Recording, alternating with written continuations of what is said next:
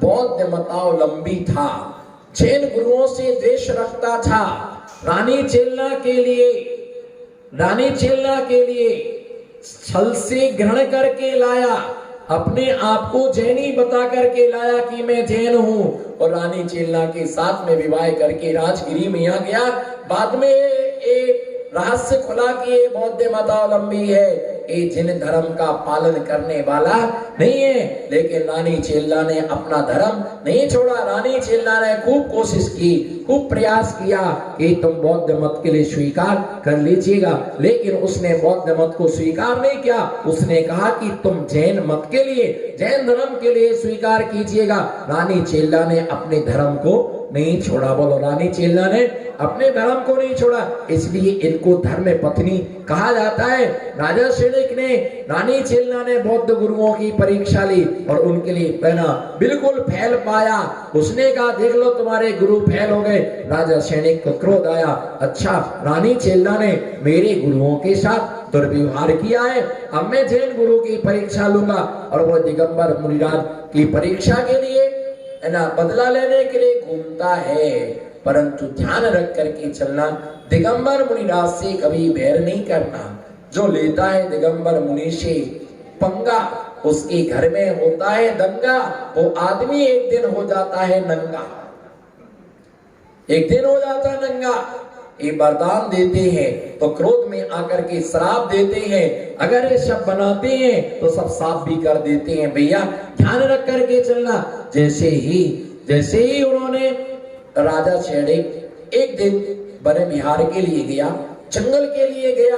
वहां पर एक लंबा सांप निकला और वहीं देखा कि झाड़ियों के बीच में एक दिगंबर महामुनिराज बैठे हुए थे। उनके पास में पीछे कमंडल था। जब वो बैठे हुए थे, उन्होंने देखा अच्छा यही चेलना का गुरु है। यशोधर नाम के मुनिराज बैठे हुए थे, यही चेलना का गुरु है। अब बच करके तू जाएगा कहां? अब बच करके तू जाएगा कहां?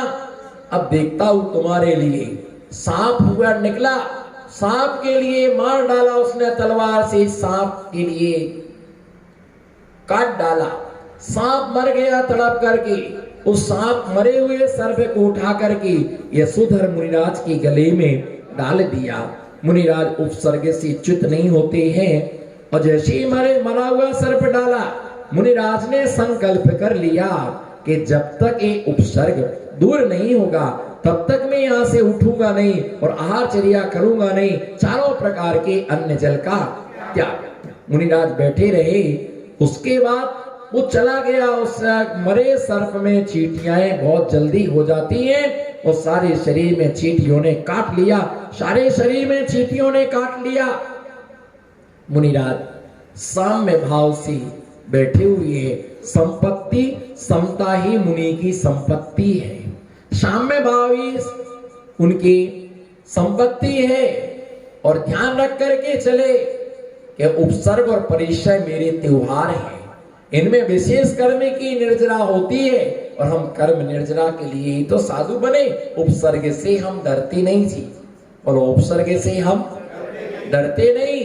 और परिचय तो हमारे खास मित्र हैं जो हमारी कर्म की निर्जरा कराते हैं। पर क्षमता भाव से उन्होंने उपसर्ग के लिए सहन किया, सहन करते रहे। जब घर पहुंचा, रानी चेलना को बताया तेरा नंगा गुरु मिला था, मैंने उनके गले में मरा हुआ सर्प डाला, चलो चलो कहाँ है वो?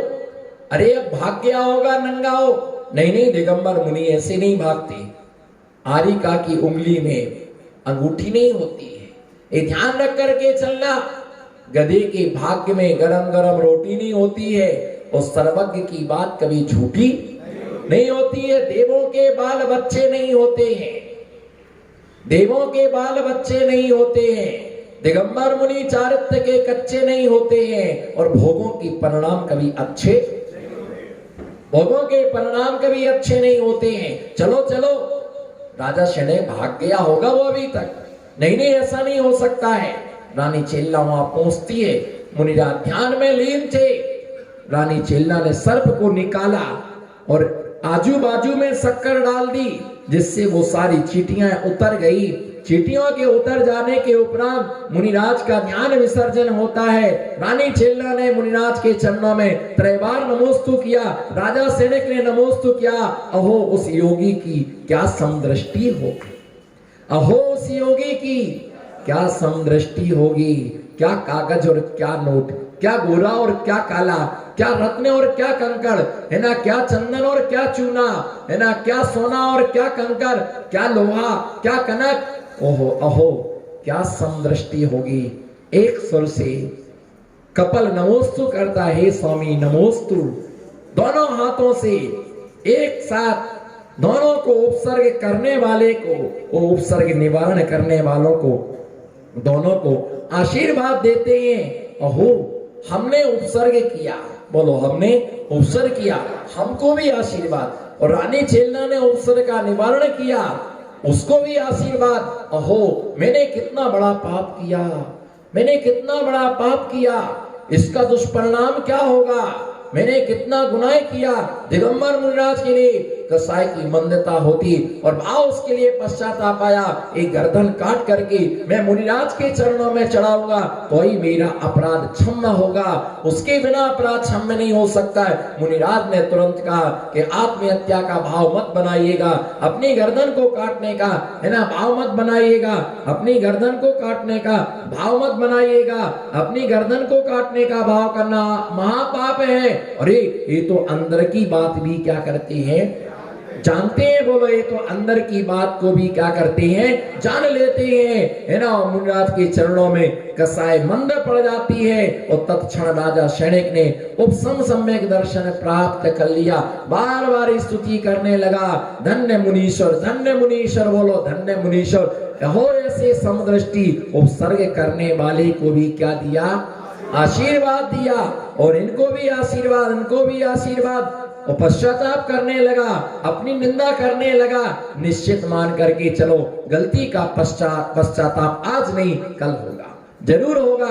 दिगंबर मुनि से बच करके जाओगे कहाँ, आज नहीं तो कल यही शरण है ना, यही आना है। कब तक घर में बैठे रहोगे, कब तक निंदाएं करते रहोगे, निकल करके यही आना है और इसके बिना मोक्ष मिलने वाला। बाद में 6 उपसम सम्यक दर्शन प्राप्त किया। उसके बाद 6 उपसम सम्यक दर्शन के साथ भगवान महावीर स्वामी के समोषण में गया। समोषण में जाकर के भगवान का दर्शन किया। भगवान के दर्शन करने के बाद भामंडल में देखता है कि मेरा अंगला भाव नरक का, जिस समय मुनिराज के गले में मरा हुआ सर्प डाला था, उस समय 7वें नरक की आयु का बंद किया था। 33 सागर की आयु, कितनी, 7वें नरक की आयु का बंद किया था और 7वें नरक की आयु का बंद कर लिया। 33 सागर की आयु वो भोगना, उसके लिए मेरा अगला भाव 7वें नरक का ध्यान रख के चलना। मुनियों की निंदा करने के 2 परिणाम है, या तो कोड़ी होता है या फिर नरक में जाता है। क्या, या तो कोड़ी होता है या फिर नरक में जाता है, 2 जगह जाता है। इसलिए कभी भी मुनियों का अपमान नहीं करना बाहुबली भैया, अभिनय नहीं करना, तिरस्कार नहीं करना, उनकी निंदा नहीं करना।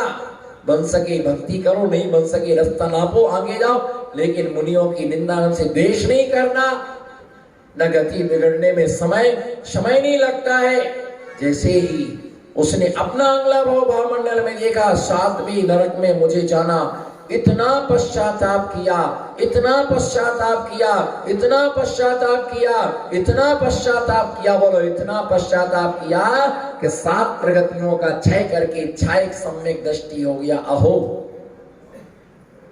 कहो, 7 प्रगतियों का क्षय करके छायक सम्यक दृष्टि हो गया। और इतना घटाया, इतना घटाया, बंधी हुई आयु को इतना घटाया कि पहले नरक की 84,000 वर्ष की आयु शेष रह गई। पहले नरक की मध्यम आयु 84,000 वर्ष की शेष रह गई। परिणामों की विशुद्धि के द्वारा इतनी आयु को, इतनी सजा को माफ कर लिया। और जब इतनी आयु कम हो गई, 84,000 वर्ष की आयु क्यों बची? 7 प्रगतियों का क्षय करके छायक सम्यक दर्शन प्राप्त किया, प्लस दर्शन विशुद्धि आदि भावना भाकर के 16 गण भावना के बल पर तीर्थंकर जैसी महान प्रगति का बंद कर लिया। अहो धन्य है तेरे परिणाम और पर्याय, तूने तीर्थंकर जैसी महान प्रगति का बंद कर लिया है। लेकिन बेटा बच के जाओगे कहां? भले तीर्थंकर प्रगति का बंद कर लिया है, लेकिन अभी तो तुझे मर करके सातवें नरक की आयु बंधी हुई है। तुम्हें मर करके कहां जाना है? तुम्हें मर करके नरक में जाना है। मर करके नरक में तुमको जाना है। मर करके नरक में जाना है तुम्हारे लिए। वो नरक की सजा तुम्हारी माफ होने वाली। भली तीर्थंकर प्रगति का बंद कर लिया, मरण करके राजा सैनिक पहले नरक में गया, अभी नरक में है। वो नरक की सजा को क्या कर रहा है? भोग रहा है। नरक की सजा के लिए क्या कर रहा है? नरक की सजा को भुगतान कर रहा है। आने वाले समय में क्या बनना है? बोलो क्या बनना है? आने वाले समय में उसको क्या बनना है? तीर्थंकर बनना है। उसके लिए क्या बनना है? आने वाले समय में उसके लिए तीर्थंकर बनना है। आने वाले समय में उसके लिए तीर्थंकर बनना है। तीर्थंकर प्रगति का बंद कर लिया, लेकिन अभी कहां पड़ा हुआ है? नरक में पड़ा हुआ है। 84,000 वर्ष की आयु शेष क्यों रह गई? क्योंकि पहला जो है अभी पंचम काल 21,000 वर्ष का, अगला जो है वो 21,000 वर्ष का, छठा काल 21,000 वर्ष का, छठे के बाद छठा 21,000 वर्ष का, उसके बाद पंचम काल 21,000 वर्ष का। 21 चौके बोलो 21 चौके 84, और 84,000 वर्ष की आयु बीतने के बाद वो कहाँ आएगा? वो क्या बनेगा? है ना, उसके लिए क्या बनना है? तीर्थंकर बनना है। क्या बनना है? उसके लिए तीर्थंकर बनना है। उसके लिए तीर्थंकर उसके लिए बनना है, और वो तीर्थंकर बनेगा। वो क्या बनेगा? तीर्थंकर। वो तीर्थंकर पद के लिए प्राप्त करेगा। तीर्थंकर उसके लिए तीर्थंकर बनना है। पर अभी कहाँ है? जो तुमने गले में सर्प डाला उसकी 84,000 वर्ष तक की तुमको आयु क्या करना है? 84,000 वर्ष तक की तुम्हारे लिए नरक का सजा भोगना। क्षुधा, तृषा, शीत, उष्ण आदि, भूख, प्यास आदि की बाधा वो वहां भोग रहा है। निकल के जब आएगा तब तीर्थंकर 6 महीना आयु शेष रहने पर देवों के द्वारा कोट बनाया जाएगा, और कोट बनाए जाने पर उसकी सुरक्षा की जाएगी, उसकी रक्षा की जाएगी। लेकिन वहां से द्रव्य क्षेत्र काल जन बाधा उसको होती रहेगी, तड़पता रहेगा, पर कृत बाधा नहीं होगी, पर भूख और प्यास की बाधा तो भोगना ही पड़ेगी। और अंत में निकल के पहला तीर्थंकर बनेगा। भाव मंडल में अपना क्या देख लिया? भाव देख लिया, और अपनी पर्याय को क्या कर लिया? सुधार लिया। क्या कर लिया? अपनी पर्याय के लिए उसने अपनी पर्याय के लिए सुधार लिया। इसी प्रकार